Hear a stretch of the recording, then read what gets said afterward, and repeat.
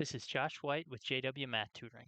In today's video, I'm going to go through the 6 hardest problems from the June 2023 ACT Math section, Form F12. So let's go ahead and get right to it. But life is a dream that calculus could never predict. Just before I begin this video, going through these 6 hardest ACT problems from this test, I just want to mention a couple things. First, if you like this video, please do give it a thumbs up, subscribe to my channel, sign up for notifications. Second, the reason I'm only highlighting 6 problems from this test is because I've gotten hit with copyright strikes from the ACT when I published full reviews of completed official tests. So that's the reason why you only see 6 problems instead of the full 60, which I would love to do, full videos on.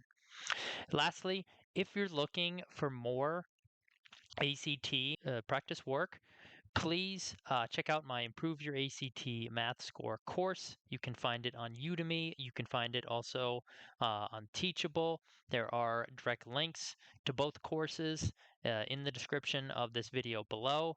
And basically, this is a comprehensive overview of the math section on the ACT. It covers your common topics in algebra and geometry and probability and statistics, in addition to strategies like back solving, picking numbers, process of elimination, estimation, drawing a picture, essentially in order to help you solve problems as quickly as possible. And it also includes an entire module on using the TI-84 graphing calculator to solve problems as well. Basically, it features over 10 hours of instructional video along those 5 different modules. So please do check that out. Anyways, here are the solutions to these 6 hardest problems. Okay, looking next at number 37, here we have a word problem. And basically what's happening is this company's going to lower the price of water bottles to members. They want to know what the new total revenue will be after they lower this price, because the number they sell is going to be increased, with the lower price. So basically, notice that the original price is $14. Okay, they're going to lower it to $10. So we have $14 down to $10. So that's a $4 change or decrease in the price. And they tell us that for every 50-cent decrease, they'll sell 10 more water bottles. So what we have to first figure out is how many 50-cent decreases are there in $4? Now, the easy way to do that is you just take $4 and divide it by 0.5 or 50 cents, and that comes out to 8. But you could also just add it up or count it up if you weren't sure. Just take 0.5 on your calculator and just keep adding it up. Eventually, after 8 times, you'll see that it equals 4. All right? So that means there are 8 50-cent decreases, which means there are going to be 80 more water bottles sold, because we have to take 8, which is the number of decreases, times 10, water bottles per decrease. So let's say we could say here 8 decreases, 50-cent decreases, and then each one sells 10 more water bottles. So 8 times 10 is just 80. So the number of water bottles sold is going to increase by 80. That means that now they're going to sell a total of 180 water bottles, because they tell us right here they're currently selling 100. So we're already selling 100. We sell 80 more due to the change in price. So we're selling 180 water bottles total. So how do we find the total revenue? Well, now we just have to take the quantity, which is 180, multiplied by the new price, which is 10, and we just get $1,800. So the correct answer for this one is just going to be letter D, 1,800. On the next page, let's talk about question number 39 now. So the reason I wanted to highlight this one is because there are 2 different ways you could solve it, and because a lot of people might struggle looking at this in that none of the sides are given as perpendicular. In a triangle, to find its area, of course, use 1/2 base times height, but the base and the height need to be perpendicular, not given this triangle. So you have to figure out a way to get a base and a height that are perpendicular. So the quickest, easiest way is to treat the vertical side right here, treat this side as your base, and then extend down here, for your height. So because this is a vertical side, notice they have the same x coordinate, the length of this is just going to be 6. So we could plug that in for our base. And then the height, so now the height here is a horizontal line, this dashed line, which means this point right here would basically be 8, 2. So in other words, the y coordinates would be the same, and the total distance you could just get by subtracting the x coordinates, 8 minus 1. You're just moving 7 units to the right. Okay, so now you can just go ahead and calculate this. 6 times 7 is 42. Half of 42, the area equals 21. However, there is an alternate way you could do it, which is not that much longer, and gives you, again, the exact same answer. And it's not using Heron's formula. I tried looking at using Heron's formula, but the problem is if you use the distance formula to find like some of the sides of these triangles, they turn out to be square roots. So it just becomes unnecessarily complicated, getting the s value, which is all the sum of all the sides with square roots in it, and then having to multiply that and subtract that. And so you could do it that way, but I'm not going to bother showing it just because it's going to be way too long and complicated. All right, so here's an alternate approach to get the exact same answer. What you're going to do is you're basically going to enclose this triangle in a box or in a rectangle. So you extend up like this, okay? Now, for this rectangle, notice down here, this distance, this is just the height I used in the previous explanation. So this distance is basically from 1 over to 8 horizontally. So this side is 7, just like up here. And the same thing vertically. Now, it's going from 2 up to 10. So this is 8, this is 8. All right, so the area of my rectangle is just going to be 8 times 7 or 56, length times width. Now what we're going to do is we're going to find the area of these two triangles I'm going to shade in,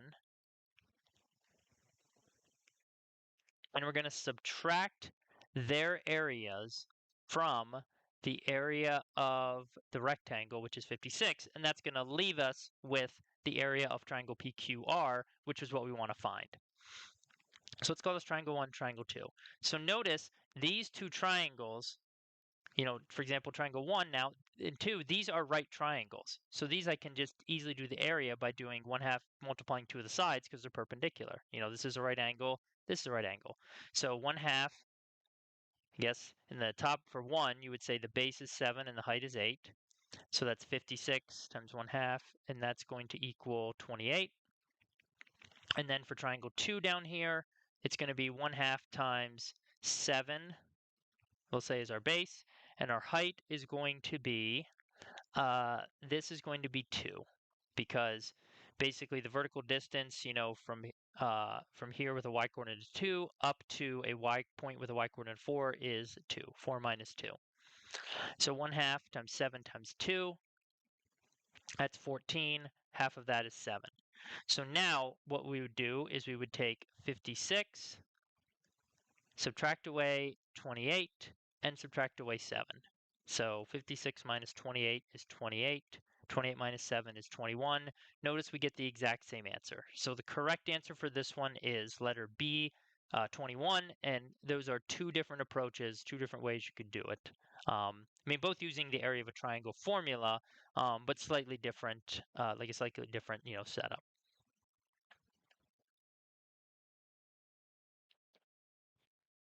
All right, now let's take a look at number 51, where we have a bunch of different expressions, and it says asks for basically which of these must have the greatest value. So first, I'll talk about the theoretical, how you know what the correct answer will be, but then after that, I'll show you an example with picking numbers and basically show you how you can then do actual numbers and just rank them in that order. So here's the thing. If you have fractions, to get the greatest number, you want the largest value you can on the top, and you want the smallest possible value in the denominator. In other words, you want the largest thing to be divided by the smallest thing. That's how you get the greatest overall number.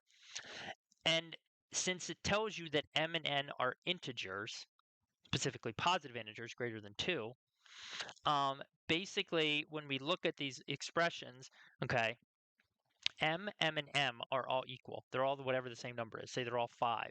But m minus 1 is going to be less than them because you have a positive number and you take 1 away.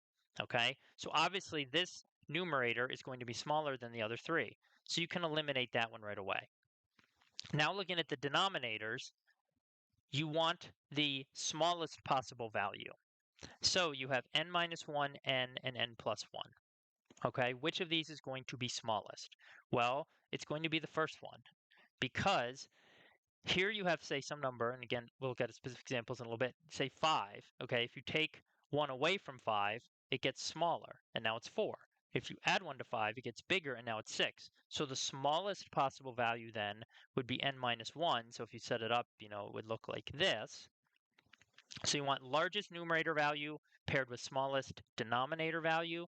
So the correct answer to this one is just letter A. All right, so now let's say we just want to go through, pick some numbers, and then compare all these. So I'm going to let m equal 50, and I'm going to let n equal 10. So if you just plug all these in now, the first expression listed is going to be 50 over 9. The next one is going to be 50 over 10. Then we're going to have 50 over 11. And then lastly, we're going to have 49 over 10. So some of these you should probably be able to do in your head. 50 divided by 10, that's just going to be 5. 49 divided by 10, that's just 4.9. And the other two, if you don't know those, that's fine. Just go to the calculator. 50 divided by 9, 5.5 repeating, whatever, 5.56. And then you could do 50 divided by 11, 4.55. We just rounded off. Okay, so now we can easily see which of these is the largest value or greatest value. Well, it's obviously A, 5.56. That's the greatest. And then you could put them in order if you wanted to after that, but we don't need to do that for this problem. They just want to know which one's the greatest. So that's how you could use the strategy of picking numbers to compare actual physical numbers instead of just kind of the theoretical properties behind it. All right, let's look next now at problem number 55. Okay, so this is a distance, rate, and time problem. Now, the first thing is they tell us that the total trip, including the visiting, was 3 hours. But there was visiting, basically time not walking or not riding the bike of 1.5 hours. So we're going to subtract that away. And basically the total time that he was either walking or biking was 1.5 hours. Okay? So we also know that the total distance traveled for the trip is the same, for each direction. Basically, that he walked there and that he rode back, because it tells us he went through the same route. Okay, so therefore we know the distances going there. Distance going there is the same as the distance coming back. And if we think about the formula, rate times time equals distance, we can now basically calculate the distance for each trip. So the walking trip has a rate of 3 miles per hour, and it took him some period of time. The biking portion of it, the ride back, he traveled at a rate of 8 miles per hour. We don't know the time, but basically what we can do is we can say that the time is just equal to 1.5 minus x. Okay? So basically what we're saying is like the time that he walked plus the time that he biked together add up to 1.5. So if one of them is x, the other one is just going to be 1.5 minus that, because together they, have to add up to those 1.5 hours. So now you have an equation you can solve. sorry, 8 times 1.5, it's just going to be 12 when we distribute it. And then you could add 8x, divide by 11. Okay, so you get 12 over 11, or approximately 1.09 hours. Okay, so that's how long it took for the walking part of the trip. Um, and then 1.5 minus that would be the time it took for the bicycling part of the trip. But what they actually want to know is what's the total number of miles that he walked. So now we have to go back to, again, the same formula here and just multiply the rate that he walked at. Now we're trying to find distance, so we just multiply the rate, which is 3, times the x, which is the time spent walking, like the 1.09, or technically on your calculator, I would just carry over 12 divided by 11 for the exact value. So it's going to come out to, 3.27. I'll just show you here. If you do the 12 divided by 11, it's 1.090909, whatever. And then you're just taking that and you're just multiplying it by 3. So 3 point, you can see 27, 27, 27, 27. And so which of these is closest to that? Well, it's obviously letter B, 3.3. You just basically round this off. That's the only one that's anywhere near it. So the correct answer for this problem is going to be letter B. Next, let's take a look at question number 59, which deals with logs, log functions, and inverses. So you're given this exponential function, 5 to the x over 2. And it tells you that it has an inverse, and it just wants to know which of these is the inverse. So if you're familiar with inverses, then you know that you just basically switch the x and y. But now the question is, how do you solve this for y? How do you get it to be y equals everything else on the other side? So all we're going to do is basically start off, take the log of both sides. When you do that on the right, now the exponent can come down front. So now we have log x equals y over 2 times log of 5. Now, notice all these answers have log base 5 in them, but we'll get to that technically. We'll get to that in a second. Like I'm using log 10 now, but I'll explain how they all get log 5, and that's part of what makes it a tricky question once we get to the end. So now you can go ahead, you could divide by log 5. That's going to cancel out on the right. And then your last step, we could multiply by 2. So at this point, we have y equals 2 log x over log 5. And if you look at the answer choices, okay, this one has a 2 in the front, so that could be it. This one does not, this one does not, this one does not. So you're basically down to like A and E, except none of them quite match exactly what we have. And so this is what I was saying a little bit ago. Basically, what they then did to simplify this is they used the change of base formula kind of in reverse. And so they rewrote this as 2 log base 5 of x. Again, this is basically the change of base formula. Changing from here, we're changing from base 10 to base 5. But it's usually in reverse because typically you're given something other than base 10 and you want to rewrite it or evaluate it, with base 10 or with base e, an L-lambda function or something that's programmed into the calculator. So the correct answer for this one is going to be letter E. Now, there is an alternate approach that you could take in order to solve this problem. And it basically kind of it's kind of a combination of like picking numbers and back solving. So let me just erase a bunch of this. It does also involve extensive calculator work. So it does take a little time. But here's an alternate approach you could use, and it works because this is multiple choice. I'm going to pick a point which is on this original function. I'm going to let x equal 2. The reason I'm doing that is because notice when you plug in 2, 2 over 2 is just 1, so 5 to the first is just 5. So 2 comma 5 is on the original function, okay? That means on the inverse, we should expect to find the point 5 comma 2, because remember, for an inverse, you basically switch the x's and y's. So you run through these answer choices and you plug in 5 for x and you see which of these gives you 2 as your y or your output.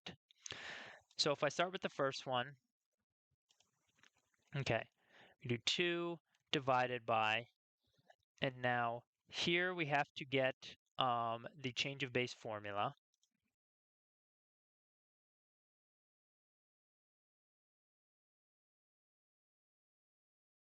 So we have to go down here, math, and then option A, log base. And then I can put in the 5. And now for x, I'm plugging in 5, i.e. the y coordinate from the original point, the original function. Notice, that gives me 2. So that one actually works. Now I'm hoping that, let's see, the rest of these do not work. I mean, I'm gonna have to pick another point anyway. So now for B, let's choose 1. And then here I have to put in a squared. There we go. Okay. So that one gives me 1, right? So that one's wrong. Let's copy this one now. Let's see if I can just delete this. Perfect. Yeah, because now I have just the denominator, by itself squared. Okay. That's also 1. So notice that one's out. Now if I copy it again, I got to go put a 1/2 in front. Make sure you switch to insert so it doesn't just write over it or delete it. And also I'm going to get rid of the squared there. Okay, that gives me 0.5. So that is wrong. And again, if you're familiar with logs, if you're comfortable with logs, you could just go through and I would probably do most of these in your head. I'm just showing it on the calculator for those who might not be that familiar or comfortable with evaluating logs. You know what I mean? Like log base 5 of 5 is just 1. So if you know that, then obviously this can be done much quicker, just in your head. But I'm just showing on the calculator for those again, that may not be that comfortable or familiar with evaluating log expressions. Okay, so now let's do the last one. Okay, so notice 2 of them gave me 2 so far. So now that means I need to pick a different number just to check. So whatever, let's say I pick 1, and now we have, let's see here. Or actually, let's do it this way. I'm going to instead pick x equals 4. Because now when I plug in 4, 4 over 2 is 2. This is 5 squared, which is just 25. Okay, so now I have 425 as the original, which means I should get 25/4 as my inverse point. So let's just check the last one. So now I need to change this to 25. So I'm going to insert and just put a 2 in here. Okay, do I get 4? Yes, I do. Now I'll just check the first one, copy down. Now all I have to do here is I'm going to insert the division sign. So now I have 2 divided by log base 5 of 25. Do I get 4? I do not. I get 1. So that eliminates the first one. So this is an alternate approach you could take to solve this without actually solving the equation. And again, if you know and how to evaluate logs, just by looking at them, that log base 5 of 5 is 1 or log base 5 of 25 is 2. If you know that, then you can obviously go through these calculations and stuff much quicker in your head, than the time it took me doing it on the calculator. All right, and let's talk about question number 60. So here we have a rectangle which has an area of 24 square inches. So we know that 24 is equal to x times y. And we also know it has a different rectangle here with a perimeter. whatever, I'll just say L and W. This is P, this is Q, of 24 inches. So we know that 2L plus 2W equals 24. All right. We also know that the area of the ratio of the area P to the area Q is 2 to 3. So basically, what that tells us is the area of P, which is 24, okay, to the area of Q, and you could say it's LW or whatever, just write area Q. We know that ratio is equal to 2 to 3. Okay, so let's make this area of Q. Which of these three things here can we definitively determine? So if we know that the area of P is 24, which yes, that's given, and we know that the ratio to the area of Q is 2 to 3, well, notice here it's like times 12 on top, so this has to be times 12 on the bottom. Therefore, we know the area of Q has to be 36. It has to be 24 over 36 in order to equal 2/3. So right off the bat, we know that 2 is true. So get rid of this, get rid of this, and now we got to check, basically 1 versus 3. Okay, so for 1, can we definitively determine the perimeter of rectangle P? Okay, so we know its area is 24, so like it could be 6 and 4. In that case, the total perimeter would be 20 because it's 6 plus 4 is 10, and then just double that, you get 20. But it could also be 2 and 12. Well, then the perimeter would be 2 plus 12 is 14, double that, it's 28. Or it could actually be 1 and 24, in which case it would be 21 plus 24 is 25, times 2 is 50. So we cannot definitively determine the perimeter of rectangle P just knowing what its area is. So 1 can be eliminated. So that leaves G as the correct answer because 1 is in both J and K, so by process of elimination. But I'll talk about 3 as well, even though technically if you eliminate 1, then you're down to just G. So for 3, the ratio of the perimeter to P to Q, the whole thing is you don't know, like I just went through 1 showing you that you don't know exactly what the perimeter of P is. You know what I mean? Because you don't know what the exact side lengths are. You know the area, but there's multiple possibilities for what the specific side lengths are, and those will determine the perimeter. So if you can't determine the perimeter of P, you also can't determine the perimeter, the ratio of the perimeter of P to perimeter of Q. Like, yes, you know it's going to be something over 24, but you don't know this top number. So that's the problem, or that's the issue. So you can't determine 3 either. And again, the only thing you can determine is 2, the area of rectangle Q. And again, the correct answer for this one is letter G. If you enjoyed this video, if you have any questions or comments on these problems, please do leave them below. Otherwise, if you like this video, please do give it a thumbs up, subscribe to my channel, and sign up for notifications. And of course, as I mentioned earlier, check out my Improve Your ACT Math Score course if you're looking for more resources to help raise that ACT math score of yours.